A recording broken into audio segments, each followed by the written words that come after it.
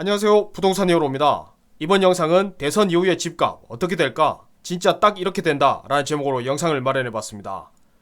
사실상 이번 정권의 부동산 정책은 실패한 정책에 가깝다는 의견이 많은데요. 특히 부동산의 관점에서만 본다면 새로운 대통령에 대한 기대가 큰 것이 사실입니다.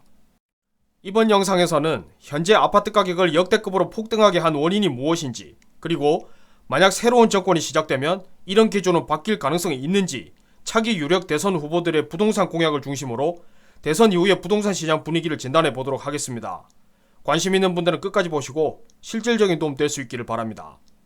제가 커뮤니티에 대선 이후의 집값은 어떻게 될 것으로 생각하시는지 우리 구독자 여러분들께 생각을 물었습니다.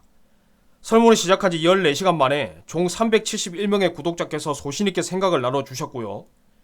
우리 구독자들께서는 거의 90% 이상이 대선 이후에도 역시 집값은 계속 오를 것 같다고 판단을 하셨습니다. 설문에 참여해주셔서 감사합니다. 그럼 실제로도 대선 이후에 집값이 계속 오를지 냉정하게 판단을 해보도록 하겠습니다. 결과를 예측하려면 먼저 원인부터 확실하게 파악해야겠죠. 사상 유례없는 역대급 폭등장을 만든 원인은 무엇인지 차근차근 하나씩 짚어보겠습니다. 이번 정권에서 역대급 폭등장이 온 이유를 한마디로 정리하면 역대급 대형 개발 호재가 쏟아진 데다가 역대급 부동산 정책들이 쏟아졌기 때문입니다. 쉽게 말해서 원인 모두가 역대급이니까 결과 역시 역대급으로 나올 수밖에 없었다는 겁니다. 특히 그 중에서 가장 주목해야 할 것은 신도시는 물론 기존 구도심까지 서울 업무 중심지까지 출퇴근이 가능할 수 있도록 고속전철 위주의 광역교통망을 적극적으로 보급하기 시작했고, 비록 물리적 거리는 좁히지 못해도 상징적 서울 생활권이 대폭 확대되는 결과를 초래했습니다. 편리한 생활과 일자리가 있는 서울까지 쉽게 이동할 수 있는 가능성이 열리면서 직접 수혜 지역은 물론이고 간접 영향을 받는 지역까지 큰 폭의 아파트 가격 상승을 이끌었습니다. 현재 계획된 노선은 물론이고 앞으로도 기대되는 개발 호재를 기반으로 수도권의 각 주요 지역마다 상세한 접근 방법을 설명하고 있으니까 제가 집필한 책도 참고를 해보시면 좋겠습니다. 그리고 서울 및 경기도 주요 지역을 중심으로 사람들이 선호하는 주택이 부족한 것은 이전 정권부터 계속 제기됐던 문제입니다. 이번 정권뿐만이 아니라 다음 유력 대선 후보들까지 주택 공급 대책을 내놓고는 있는데요. 주택이라는 것이 하루아침에 뚝딱 지을 수는 없는 것이기 때문에 여전히 시장에는 필요한 주택이 부족한 상태였던 겁니다. 당장 시장에 부족한 주택을 공급하기 힘드니까 그에 대한 대체 개념으로 다주택자가 보유한 주택이 시장에 풀릴 수 있어야 하는데 세금을 대폭 강화해버렸으니까 시장에서 매물은 더욱 귀해졌습니다. 거기에다가 임대차 3법으로 전세 매물까지 씨를 말리고 가격까지 폭등하게 만들어버리니까 결국 전세가는 매매가를 계속 밀어올리는 악순환을 반복하게 됐던 것입니다. 자, 지금까지 집값을 폭등하게 했던 원인을 진단했으니까 이제부터는 유력 대선 후보들의 예상 공약을 살펴보고 대선 이후의 집값 변화를 예측해 보도록 하겠습니다.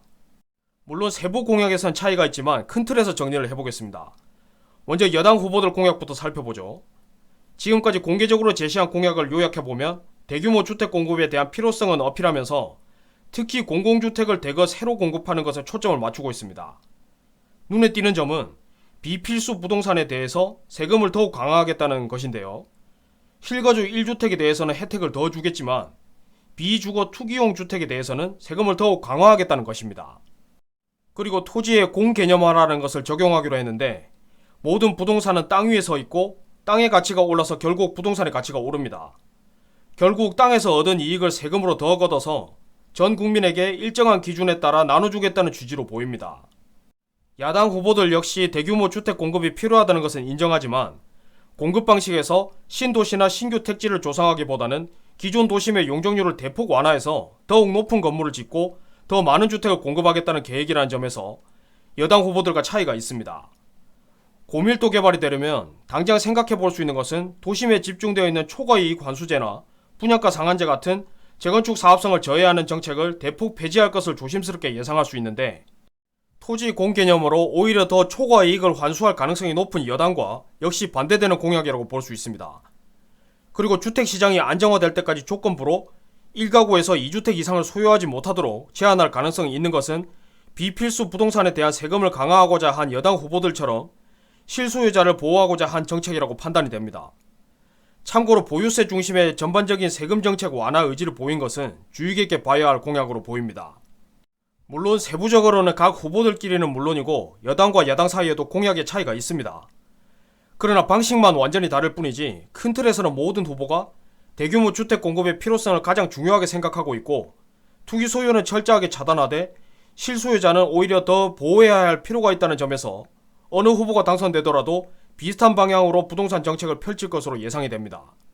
자, 이제부터 앞으로 우리나라 부동산 시장이 어떻게 될지 주요 대선 후보들의 공약에 적용해서 냉정하게 판단을 해보겠습니다.